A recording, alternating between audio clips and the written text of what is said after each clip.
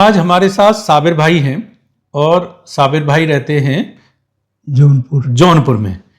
तो आपकी समस्या ये थी कि तकरीबन आधे दांत मुंह में से जो है ना खराब हो गए थे।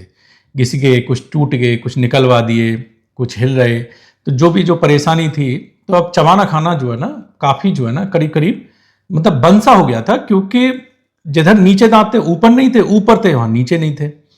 तो आपके हमने कुछ इम्प्लांट तो इमीडिएट लोडिंग में किए। तो आपके जो ना इम्प्लांट में जो नए लोग हैं, मैं उनको बता दूं, ये इम्प्लांट की तकनीक है जिसमें कि अगर कोई दांत आपका खराब हो जाता है, आपको निकलवाना पड़ जाता है, या उस स्थिति तक खराब हो गया है कि ये दांत अब ठीक नहीं हो सकता, तो उस केस में जैसे दांत की जो है जो संरचना होती है उसमें एक जड़ होती है जो हमारे मसूड़ों में हड्डी में गड़ी होती है, ऊपर जो आपको दांत दिखता है। इसी तरीके से एक डेंटल इम्प्लांट जो है ना एक तकनीक होती है जिसमें कि एक स्क्रू जैसी संरचना दांत की जैसी जड़ होती है, उस तरीके से जो है ना आपके मसूड़ों में लगा दिया जाता है और जो है ना उसके ऊपर जो है ना एक कैप बना करके लगा दिया जाता है। अलग अलग क्वालिटी के इम्प्लांट आते हैं, अलग अलग तकनीक से होने वाले इम्प्लांट आते हैं और उसी तरीके से अलग अलग मटेरियल से बनने वाले, अलग अलग तकनीक से बनने वाले कैप आते हैं। तो पेशेंट जैसा कराते हैं, जैसा क्वालिटी कराना चाहें, कैसे डॉक्टर पे जाते हैं, ये सब चीज़ों पर निर्भर करता है। तकनीक कोई नई नहीं है। 1965 से आप अगर इंटरनेट पे चेक करेंगे, प्रोफेसर ब्रेनमार्क ने सबसे पहला इम्प्लांट 1965 में लगाया था। 2005 में ये सफल कितनी है मैं इसके लिए आपको बता दूं। 2005 में जब वो पेशेंट, उनकी जब मृत्यु अपनी स्वाभाविक रूप से हुई है वृद्ध अवस्था में, तब जो है ना तब तक वो इम्प्लांट पे दांत जो है ना अपने दांत पे चबाते हुए गए। तो उससे कॉन्फिडेंस डॉक्टरों में आया कि ये बेहतर तकनीक है, तो वर्ल्ड वाइड लोगों ने इम्प्लांट करना शुरू किया। इंडिया में आते आते इम्प्लांट काफ़ी समय लग गया था। जैसे आप जानते हैं कि आज तो हम काफ़ी अच्छी रफ्तार से जो है ना आगे बढ़ रहे हैं टेक्नोलॉजी में, लेकिन उस समय जो स्थिति जो है ना थोड़ी सी खराब थी। जैसे टीवी है, मोबाइल है, बाकी चीज़ें आने में समय लगा। विदेशों में जो डेवलप कंट्री हैं उनमें जल्दी हो गया था, तो ऐसे इम्प्लांट जो है ना काफ़ी लेट आया।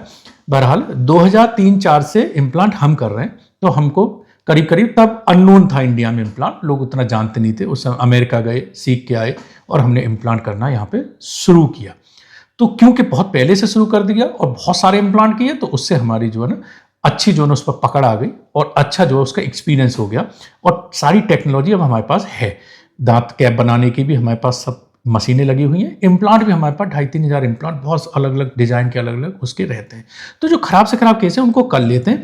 इसी वजह से लोग पूरी इंडिया भर से और विदेशों से भी इम्प्लांट कराने के लिए यहाँ पे आते हैं। जो लोग नए वो यूट्यूब पर डालें, डॉक्टर अजय विक्रम सिंह आगरा चैनल खुल जाएगा और उसमें आप वीडियोज, हमारे 200-250 वीडियो हैं, निरंतर वीडियो पोस्ट करते रहते हैं। जो आप लोग आते हैं, जैसा क्योंकि तकनीक ऐसी है कि जितने लोगों को जागरूक होते हैं, तो वो जरूरी नहीं हमारे पास आएँ। जहाँ उनको लगे कि ये उचित डॉक्टर हैं, वो इम्प्लांट कराएं, न कि निकालने लगाने वाले दांत या ब्रिज वगैरह लगवाएं। तो इससे थोड़ी जागरूकता बढ़ती है, इसलिए ये वीडियो हम पोस्ट बीच बीच में करते रहते हैं।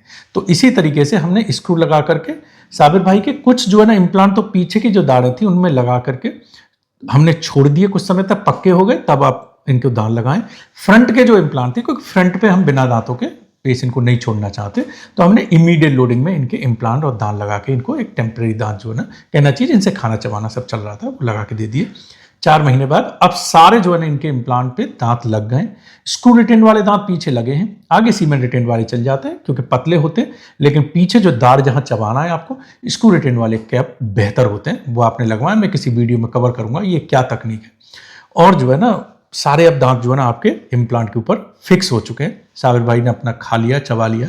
अब साबिर भाई से पूछेंगे इम्प्लांट की जो तकनीक है वो आपको कैसी लगी, यहाँ आना क्यों हुआ। हालांकि वो तो यहाँ महाराष्ट्र, बिहार, बंगाल, उड़ीसा सब जगह पेशेंट आते हैं, अभी जो करा रहे हैं ऑस्ट्रेलिया से आए हुए हैं, पति पत्नी जिनके इम्प्लांट चल रहे हैं। तो बताइए साबिर भाई, इम्प्लांट को लेके कैसा एक्सपीरियंस रहा। इम्प्लांट को लेके बड़ा अच्छा एक्सपीरियंस था हमारा। लोग वहाँ लोकल लोगों ने कहा कि हम बुला के करा देंगे। मैंने कहा नहीं, मैं डॉक्टर साहब को यूट्यूब पे देखा हूँ, तो मैं बेहतर है कि जाके वहीं अपना ट्रीटमेंट, मेरा प्लान लगा।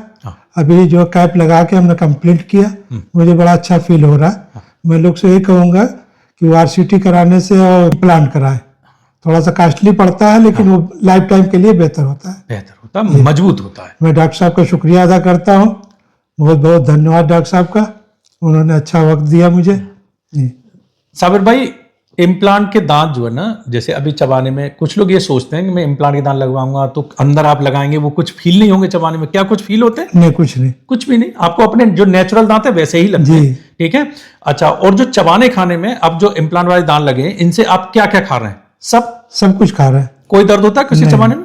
कुछ भी नहीं। आप जो है अब इन दांतों से दाल, रोटी, सब्जी, चपाती, वेज, नॉन वेज, मीट, जो कुछ खाना चाहें सब कुछ खा सकते हैं, क्योंकि आपने क्वालिटी भी बेहतर करवाई है। मैं आपको ये बता दूं, क्योंकि दरअसल अलग अलग तरीके की क्वालिटी चुनते हैं, तो न सस्ते डॉक्टर पे गिरे, न सस्ती क्वालिटी पे गिरे। मैं दोबारा कहता हूं, कोई भी चीज कहते हैं ना, सस्ता रोए बार बार, महंगा रोए एक बार। महंगे में आपको एक बार जरूर लगेगा मेरा पैसा ज्यादा जा रहा, लेकिन आप कंफर्टेबल हैं। आप जो आपके कोई ऐसा, अब साबिर भाई से ऐसा नहीं है कि साबिर भाई ये खाना और ये नहीं खाना। साबिर भाई जो मर्जी आए खा सकते हैं, जो इनका मन करे, जो अपने प्राकृतिक दांतों से खाते आए वो सब खा सकते हैं।